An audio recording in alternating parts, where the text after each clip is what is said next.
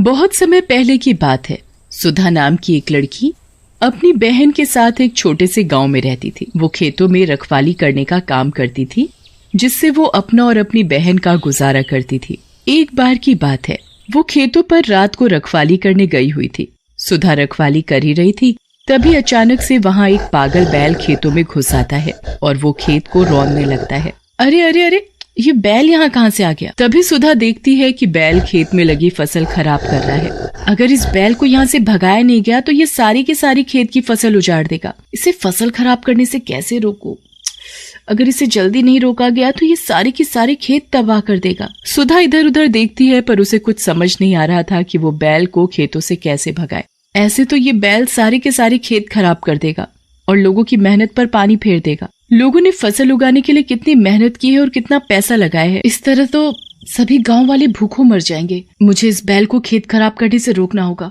इससे पहले कि ये बैल सारे के सारे खेत खराब करे, मुझे इसे जल्दी रोकना होगा। क्या करूं, कैसे भगाऊं इस बैल को? मेरी तो कुछ समझ में नहीं आ रहा कि कैसे इसे खेत खराब करने से रोकूं। तभी सुधा की नजर एक डंडे पर पड़ती है और वो डंडा उठाकर उस बैल को डरते डरते पीछे की तरफ से मारने लगती है। भाग भाग भाग! तभी बैल सुधा की तरफ मुड़ता है और उसे अपनी लाल लाल आंखों से घूरने लगता है। अरे बाप रे, ये बैल तो बड़ा ही डरावना है। ये तो मुझे ऐसे देख रहा है जैसे मुझे अभी उठाकर फेंक ही देगा। तभी बैल सुधा की ओर अपने दोनों सींगों को करता हुआ बढ़ने लगता है। अरे रे, ये बैल तो मेरी तरफ ही आ रहा है। इसे देखकर ऐसा लग रहा है जैसे आज मुझे साक्षात यमराज के दर्शन हो गए और वो मुझे लेने आए हैं। सुधा बैल को देखकर भागने लगती है। अरे कोई है, कोई बचाओ मुझे, नहीं तो ये बैल मुझे अपने पैने सींगों से उठाकर मार ही डालेगा। कोई है जो मुझे इस बैल से बचा सकता है? मुझे अभी मरना नहीं है, मेरी तो अभी शादी भी नहीं हुई है। सुधा भागते भागते बुरी तरह थक जाती है और वो एक जगह आकर रुककर हाँफने लगती है। हाँ, इस बैल को भगाना इतना आसान नहीं है। चाहे जो हो जाए, मैं इसे गांव वालों के खेत की फसल खराब नहीं करने दूंगी, चाहे इसमें मेरी जान ही क्यों न चली जाए। तभी देखते ही देखते बैल सुधा के सामने आकर खड़ा हो जाता है और वो अपने दोनों सींग सीधा उसके पेट में गाड़ देता है और उसे दूर जमीन पर फेंक देता है। सुधा के पेट से खून बहने लगता है और वो बुरी तरह तड़पने लगती है। हाय रे मेरा पेट, कोई बचाओ, कोई है तो कोई बचाओ। सुधा अपना पेट पकड़कर जैसे तैसे खड़ी होती है और भागने की कोशिश करती है। इस बैल ने तो मेरी हड्डी पसली तोड़ कर रख दी। तभी बैल फिर आ जाता है और सुधा को जोर से उठाकर जमीन पर पटक देता है, जिससे उसकी मौत हो जाती है। फिर वो पागल बैल वहां से चला जाता है। अच्छा हुआ ये बैल यहाँ से चला गया, चलो कम से कम खेत खराब होने से तो बच गए। तभी सुधा जमीन पर पड़े अपने शरीर को देखती है। अरे, ये जमीन पर तो मैं पड़ी हूँ, पर यह कैसे हो सकता है? मैं तो यहाँ हूँ। फिर सुधा अपने ही शरीर को हिलाने लगती है। तभी उसे समझ आता है कि उसकी मौत हो चुकी है और वो एक चुड़ैल बन चुकी है। नहीं, मैं नहीं मर सकती। मेरी बहन का क्या होगा जब उसे पता चलेगा कि उसकी बहन की मौत हो चुकी है? चुड़ैल पूरी रात वहीं अपने शरीर के पास बैठी रोती है और जैसे ही सुबह होती है तभी कुछ गांव वाले खेतों पर काम करने आते हैं तो देखते हैं कि सुधा की लाश पड़ी है। ये तो सुधा है, पर ये मरी कैसे? इसे किसने मारा होगा और इसके शरीर पर किसने इतनी बेरहमी से चोट पहुंचा रखी है? रे भाई, अब होनी को कौन टाल सकता है? फिर सभी गांव वाले सुधा की लाश को उसकी बहन के पास पहुंचा देते हैं, पर किसी को नहीं पता था कि सुधा को एक पागल बैल ने मारा है। और फिर सभी गांव वाले मिलकर सुधा का अंतिम संस्कार कर देते हैं और फिर अपने अपने घर चले जाते हैं। और फिर अगली सुबह सभी गांव वाले अपने अपने काम में लगे हुए थे। तभी अचानक से वही पागल बैल वहां आ जाता है और वो गांव में घूमने लगता है। तभी बैल की नजर एक आदमी पर पड़ती है जो अपनी रेहड़ी पर सब्जी बेच रहा होता है। तो वो बैल उसकी सब्जी की रेहड़ी को अपने सींगों से उठाकर फेंक देता है और उस आदमी के पीछे पड़ जाता है। कोई बचाओ, नहीं तो ये बैल मुझे मार देगा। फिर देखते ही देखते वो बैल उस आदमी को अपने सींगों से उठाकर फेंक देता है। हाय हाय हाय हाय हाय, मर गया रे, मेरी कमर।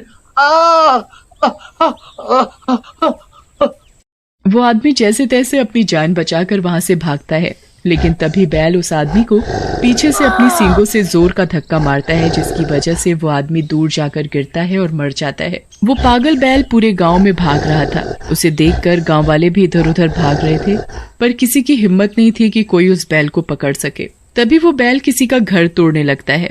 उसे रोकने के लिए कुछ गांव वाले उसे पकड़ने की कोशिश करते हैं, जल्दी से कोई मोटी रस्सी लेकर आओ।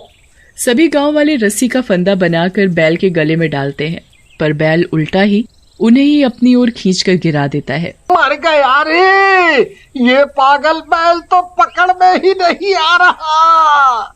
गांव वासियों को चारों तरफ भागते हुए चुड़ैल देख लेती है। ये तो वही बैल है जिसने मुझे मारा था। अब ये यहाँ आकर गांव वालों को परेशान कर रहा है। इस बैल ने तो गांव वालों की बहुत बुरी हालत कर रखी है। मैं इस बैल को नहीं छोड़ूंगी। तभी चुड़ैल देखती है कि एक छोटा बच्चा सड़क पर अकेला रह गया है और बैल उसके पास खड़ा होकर उसे देख रहा है।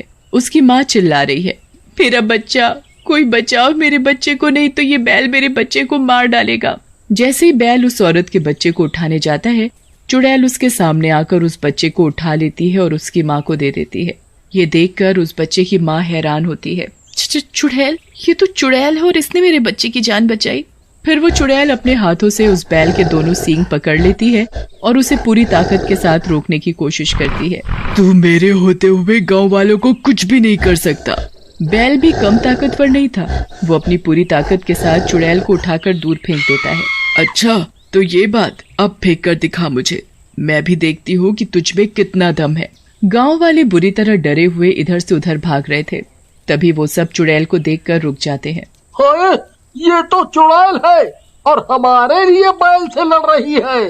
तभी चुड़ैल बैल से लड़ते हुए गांव वालों से कहती है, डरो नहीं, तुम लोगों को कुछ नहीं होगा। ये बैल तुम लोगों का कुछ नहीं बिगाड़ सकता।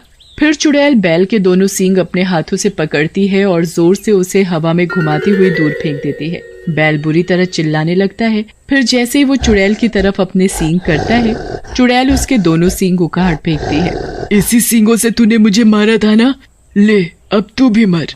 बैल को बुरी तरह चोटें आती हैं। उसका पूरा शरीर लहूलुहान हो जाता है और वो दर्द से बुरी तरह जोर जोर से चीखने चिल्लाने लगता है। फिर देखते ही देखते वो मर जाता है। सभी गांव वाले पागल बैल को मरते देख बड़े खुश होते हैं।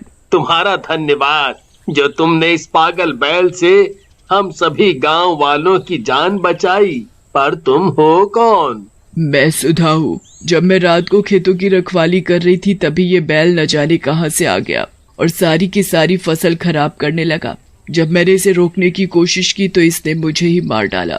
सुधा, तेरा हम गांव वालों पर बहुत बड़ा एहसान और उपकार है। हम चाह कर भी तेरा ये एहसान नहीं चुका सकते। तूने मरने के बाद भी हम गांव वालों की इस पागल बैल से जान बचाई। हम तुझे जिंदा तो नहीं कर सकते, पर हाँ, तेरी कोई इच्छा है तो उसे जरूर पूरा कर सकते हैं। मुझे खुशी है कि आपने मुझे इस लायक समझा। मुझे और कुछ नहीं चाहिए। बस आप सभी मेरी बहन का अच्छे से ध्यान रखना और उसकी शादी जैसे मैं चाहती थी वैसे ही धूमधाम से करना। सुधा, हम तुम्हारी ये इच्छा जरूर पूरी करेंगे। फिर चुड़ैल गांव वालों और अपनी बहन से विदा लेकर गायब हो जाती है और उसे एक नेक काम करने की वजह से मुक्ति मिल जाती है।